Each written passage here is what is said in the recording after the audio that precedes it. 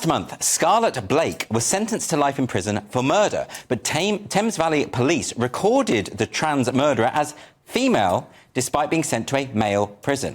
Campaign groups Fair Cop and Keep Prisons Single Sex say this is another example where policing has prioritised gender identity over biological sex, and together they've launched a manifesto in advance of this May's Police and Crime Commissioner elections. And to tell us more, I'm delighted to be joined by Dr Kate Coleman from Keep Prisons Single Sex and co-founder of We Are Fair Cop, Sarah Phillimore. First, the example of Scarlett Blake is just one of many. It's not just the media misreporting the sex of criminals, it's also the police in their recordings. Well, exactly. I was really pleased that you opened with Scarlett, actually. This was a particularly horrific crime, I'm sure we can all agree. But it's absolutely vital that the sex registered at birth of offenders is recorded accurately by police forces.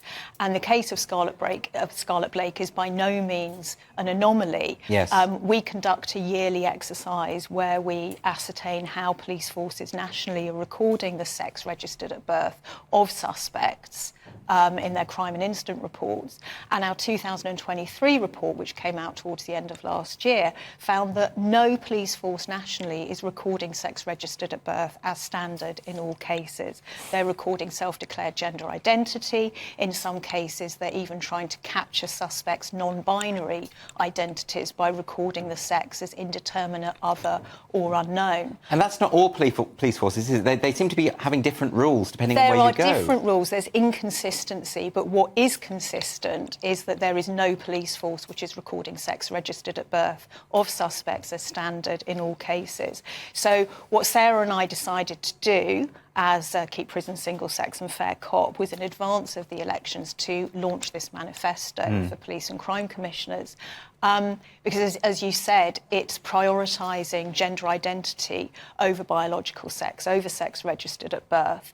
And the point is that it's sex registered at birth which is the variable which has got the greatest explanatory power for offending, for risk, for service development. So what this means is that when you have this ideological capture, not just that policing decisions are made which are not in the interests of the operational demands of policing and the criminal justice system, but they actively frustrate those needs. Now, I think, Sarah, we've spoken before about the ideological capture of the police force, which I think by this point is beyond dispute. I think that is the case. But this has particular ramifications, doesn't it, for the police's ability to do their job without fear or favour? In other words, it particularly affects, often, those with gender-critical views. Yeah, these elections are really important. The police and crime commissioners have a dual role. They set the targets and the standards for the police force, and they also hold them accountable. We need to be reminding the PCCs they have the power to sack chief constables. One of the key things in our manifesto is we want transparency on what groups the police are working with. Interesting video doing the rounds on Twitter/X today. A man called Clare, who's the head of the independent advisory group to the Essex Police, effectively saying that women with gender-critical views should be treated as terrorists. So we need to know who is influencing the police. You're right, that they have been corrupted by this is beyond doubt. Is it the case that it's just a number of high-level activists within the police force and the judiciary, or is it the College of Policing? Can we go right back to the people who do the training of police? Well, it's what the infiltration of this ideology/religion has been so powerful and effective because they have gone from the top. It's a top-down movement. The College of Police, I think, is inherently corrupted. And what we've got is lots of chief constables being very, very keen to push this. Another good example was Harry Miller went undercover at the Staffordshire Forces hate crime training. And most people, I imagine, have read what he reported back about that. I mean, these are our police. I had a look again at the 9 Pelian principles that govern the force. These were set out in 1829, really forward-thinking for the time. And I can't actually see that any force is now compliant with any one of those Pelian principles. And the danger is the police cannot operate without our confidence and our trust and our cooperation. And there's quite a large number of us now who are no longer willing to give that. So, Kate, but why is it that this has been allowed to happen? You know, it's all very well saying you had the College of Policing inventing this thing called non-crime hate incidents and doing these kind of things, and you have various activists within the police force insisting on rainbow lanyards and insisting on targeting gender-critical women. But why doesn't the government say, let's abolish the College of Policing, let's revolutionise this, let's get back to those Pelian principles that Sarah's talking about? Well, I mean, that's always the million-dollar question, and whenever I come on, whether it's talking about prisons or it's talking about policing or it's talking about data collection or the insanity that's happening in Scotland, it's always, well, why is it happening and why is it being allowed to happen? I think rather than kind of get too hung up about the causation, I think we need to focus on the specifics that are happening and highlight those and stand up against those. So, for example, if we're looking at searching of detainees, nationally, local police forces have put in place their own policies which allow for opposite-sex strip searching of detainees, which will include children, where the officer in question asserts a transgender identity.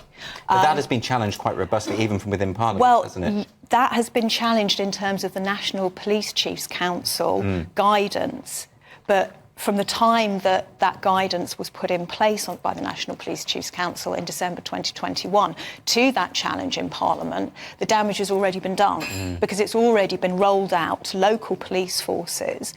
We foiled their local searching policies, and these policies, many of them specify opposite-sex searching should take place based on the officer's transgender identity. If you're looking at warrant cards and identity cards, the National Police Chiefs Council, they advise forces that where an officer has more than one gender identity, they should get more than one warrant card and a searching card. It sounds made up, in the doesn't wake it? of Wayne Couzens, I mean, Yeah, really? of course. I mean, are we... I mean, this is the thing, it's so much of this stuff, it sounds so unbelievable, and that's maybe why a lot of it has taken place. So. Yeah, yes. you know. But it sounds like this manifesto is a good first step forward, Sarah. But I know that you've started to maybe doubt whether lawfare can actually do anything about this. You know, what can we actually do going from this manifesto forward? I have been upset by the fact it's taking so bloody long, because we shouldn't be here. There are so many other things we could be interested in and doing. And for the past 6 years, we've been beating our head against the same wall. I do think lawfare is the only way out, and so is using your voice and your vote. Tell the PCCs this is what you need to see them doing, because this cannot continue. This will destroy the police force, because once enough of the population withdraw their consent and their willingness to cooperate, then the police are dead on their feet. They don't have the numbers. If you read the Pelian principles, it's going through it like a stick of rock. Public trust and confidence, public cooperation. I'm not going to sit here while a man in a leopard print blouse lectures me about being a terrorist because I won't call him a woman. Now, if the police are really going to be guided by that, we all need to know. And so you need to go out and vote, tell your PCCs how you're going to vote, ask the candidates what their view are about this. The manifesto is a short and a snappy document. We can print it off, you can look at it on our websites, but this is becoming really vital because it's taken far longer than I dared fear. Well, when you've got people who are so extreme, saying things like women with those views are terrorists and they are in positions of authority, you're going to get some serious pushback to any kind of reform, aren't you? I'm just baffled and bewildered by what is happening. And it's almost though it's more than just cowardice and apathy.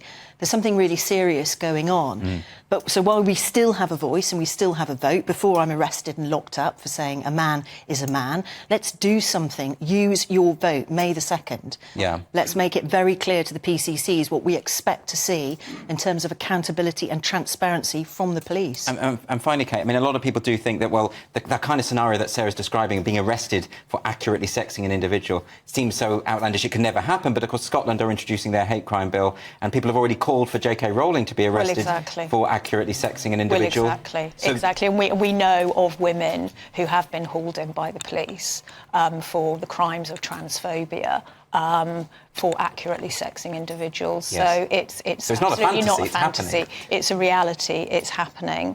I'm extremely concerned about what's going to happen on April the 1st. I mean, you couldn't make it up. No.